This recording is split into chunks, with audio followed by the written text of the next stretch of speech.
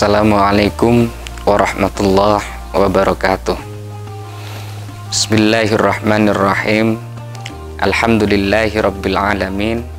Wa bihi nasta'in wa ala umurid dunya waddin. Wassalatu wassalamu ala asrafil anbiya'i wal mursalin, sayyidina wa habibina wa nabiyina wa maulana Muhammadin wa ala alihi wa ashabihi ajma'in. Amma ba'du.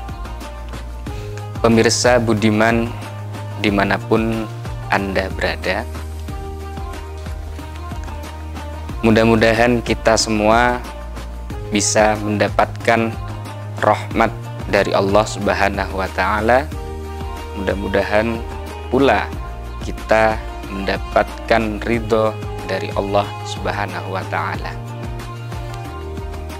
Tak terlupa juga, semoga puasa kita di bulan Ramadan ini diberikan kelancaran dan diberikan kesehatan dalam menjalankan setiap aktivitas ibadah di bulan Ramadan ini.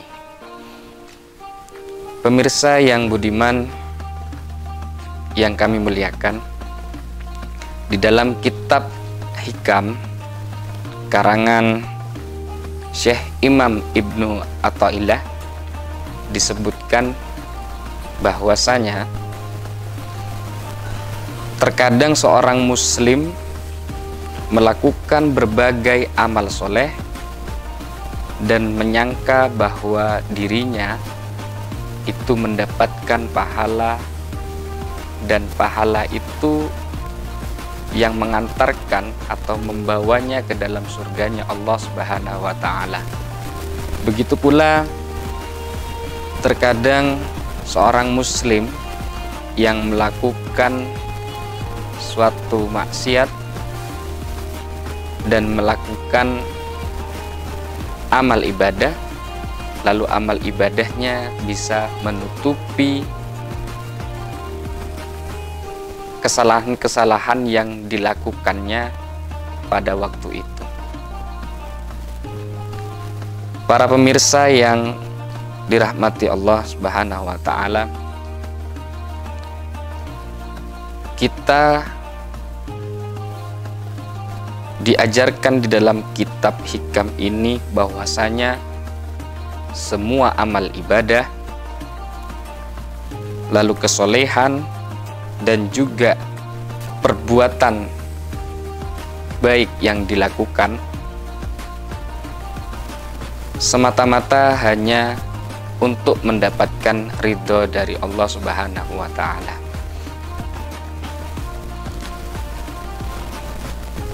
Lalu apa yang perlu kita pelajari bersama? Segala amal perbuatan, segala amal kesolehan yang kita perbuat tentu tidak luput dari yang namanya rahmat, tidak luput dari yang namanya ridho dari Allah Subhanahu wa ta'ala. Kemudian dari ridho itulah, dari rahmat itulah nanti yang akan mengantarkan kita ke dalam surganya Allah Subhanahu wa ta'ala. Para pemirsa yang dirahmati oleh Allah, dan mudah-mudahan kita semua mendapatkan rahmat dari Allah Subhanahu wa ta'ala, di mana segala amal yang kita perbuat semata-mata itu menjadi wasilah atau media untuk bisa mendapatkan ridhonya Allah Subhanahu wa ta'ala. Karena di dalam kitab ini juga disebutkan ada seorang yang sudah pernah membunuh 99 orang, lalu kemudian setelah itu menyesali perbuatannya dan bertaubat.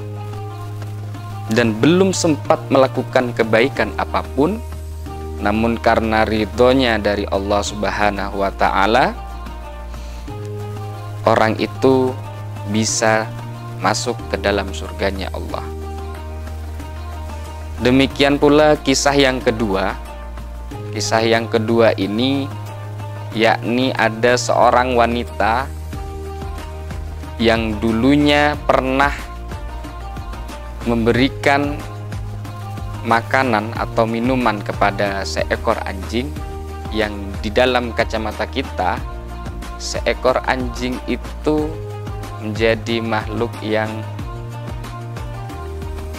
tidak diperbolehkan untuk dipelihara karena mengandung najis. Namun karena Allah meridhoi, Allah memberikan rahmat, menghadirkan rahmat di sana, Allah senang dengan perbuatan itu, lalu diberikannya surga kepada seorang wanita tersebut. Ma'asyiral hadirin, para pemirsa yang berbahagia, kita tahu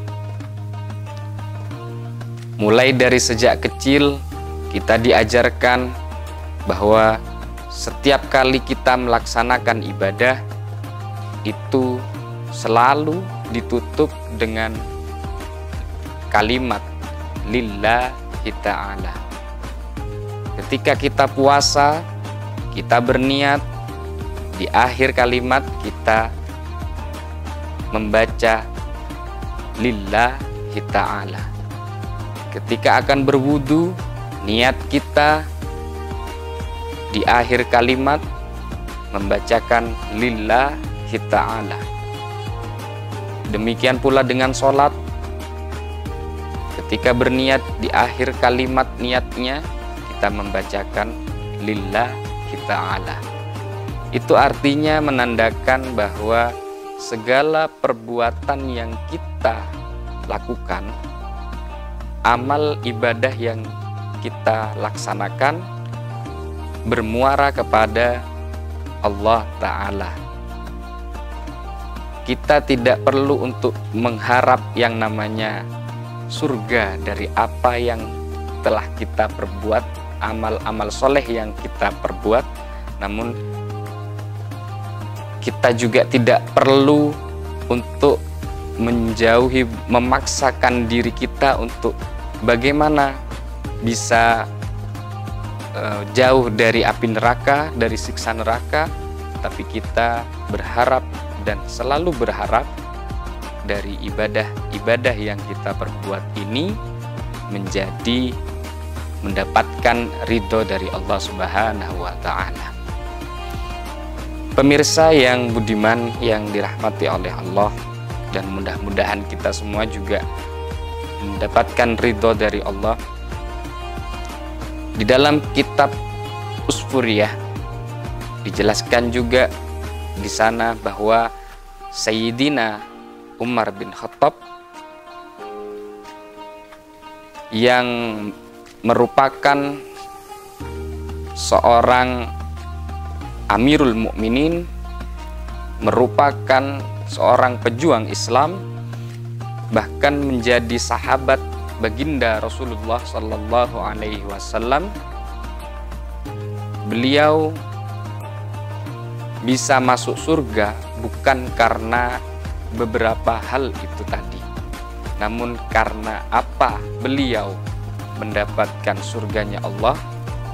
Di dalam kitab Usfuriyah dijelaskan Sayyidina Umar bin Khattab bisa masuk surga itu karena pernah memberikan atau pernah memerdekakan burung usfur, burung yang sangat kecil, yang dalam kacamata kita pula seekor burung apabila dipandang oleh kacamata kita itu hanya seekor burung. Namun Allah menyukai, Allah menyenangi perbuatan itu, dan dari sanalah Allah meridhoi dan memasukkan Sayyidina Umar bin Khattab ke dalam surganya Allah Subhanahu wa taala. Ini menjadi suatu pelajaran buat kita semua, bahwasanya setiap perbuatan apapun